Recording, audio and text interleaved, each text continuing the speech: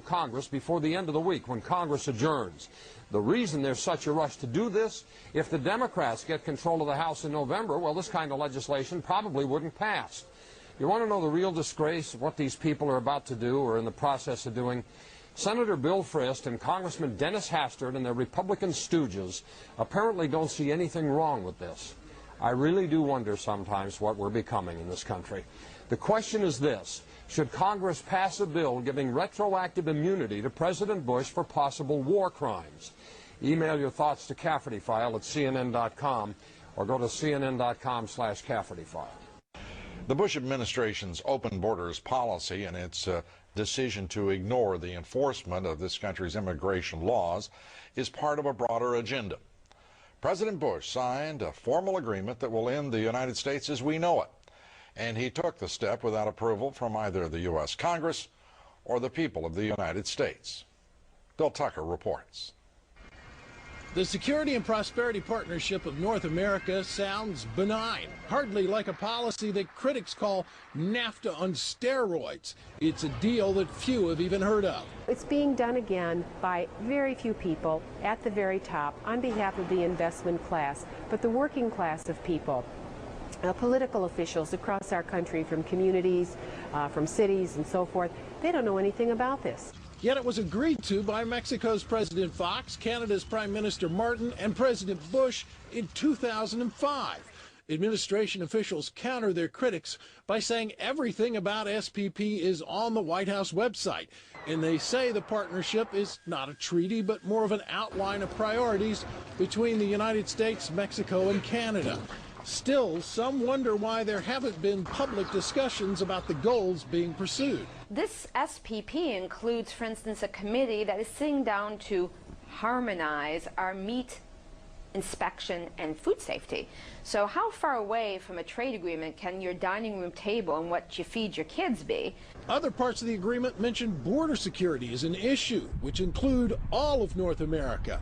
In fact, the name of the agreement is not Security and Prosperity of the United States, but of North America.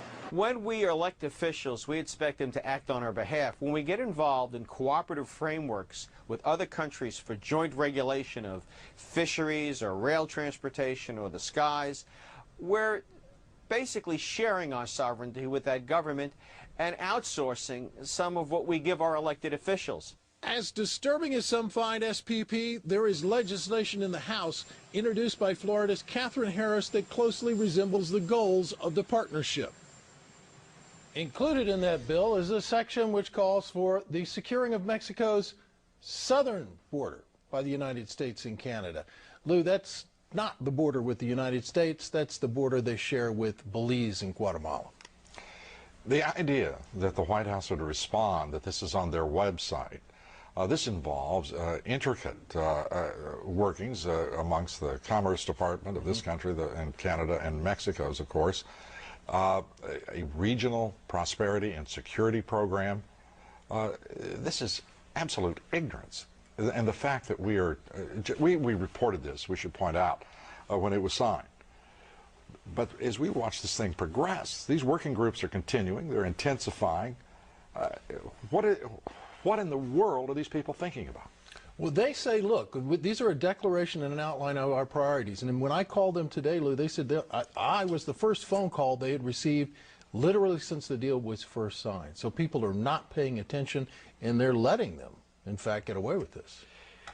You know, I was asked the other day about whether or not I really thought the American people had the stomach to stand up and stop this nonsense, this direction from a group of elites in absolute contravention of our law, of our Constitution, every national value. And I hope, I pray that I'm right when I said yes. But this is beyond belief. Bill Tucker, thank you very much. It brings us to the subject of our poll tonight. Do you think maybe somebody should take a vote if we're going to merge the United States with Canada and Mexico? Maybe, you know, people like you and me vote. Yes or no? Please cast your vote at LouDobbs.com. We'll have the results here later in the broadcast. Let me give you a little commentary on the Holocaust. The Holocaust is generally deemed to be the worst travesty in human history. 5 or 6 million Jews. I don't know what the actual count was, but it was a lot of people. They did a genocide. They tried to wipe out an entire race. Hitler did not take Germany by force. He did not drive in with army tanks. Hitler was elected. Anybody have any idea what the vote count was? What his percentage of the total was?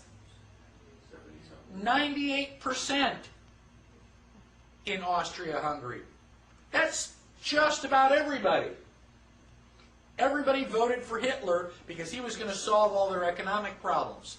Did Hitler get elected on Monday and start throwing people into ovens on Friday? No. It was a gradual process. The first thing that Hitler did was start to write newspaper articles. Everything that was going wrong was the Jews' fault. They're the ones that caused all these problems. Did the Jews write their own newspaper articles and go, I disagree? Well, not that I can think of. I've never read any newspaper articles that, contradicted any of that. So then the Jews had to wear the Star of David so we can tell who you are. Did they say, no, that's a violation of my privacy. I don't have to tell you whether, I'm Jewish or not. No, the Jews decided, well, it's a religious symbol.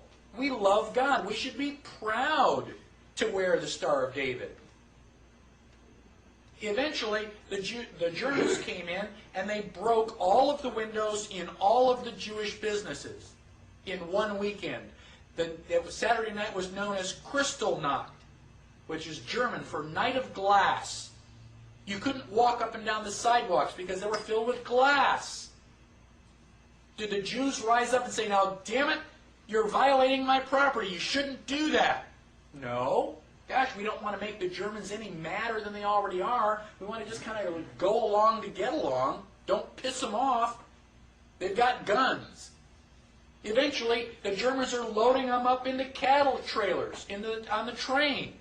Where do you think you're going? On vacation? Where do you think they're going to take you? Well, now you're cold and naked, and they're walking you into the ovens where you're going to go to mass execution. Is it time now to raise your hand and say, I tend to disagree with all of this? Bang! You're dead. It's too late to complain. You should have complained at the beginning, when you at least had a chance.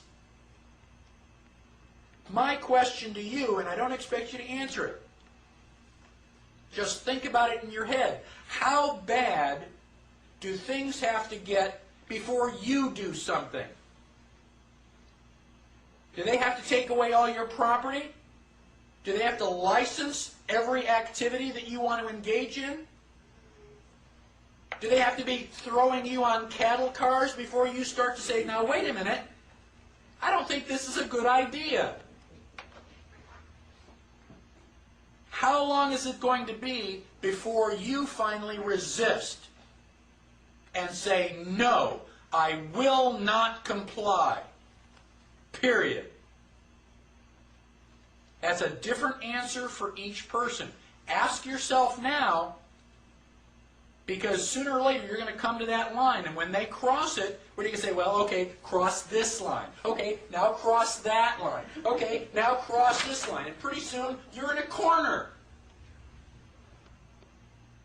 Sooner or later, you've got to draw a line and stand your ground, whether anybody else does or not. That is what liberty is all about. If you think I am radical, let me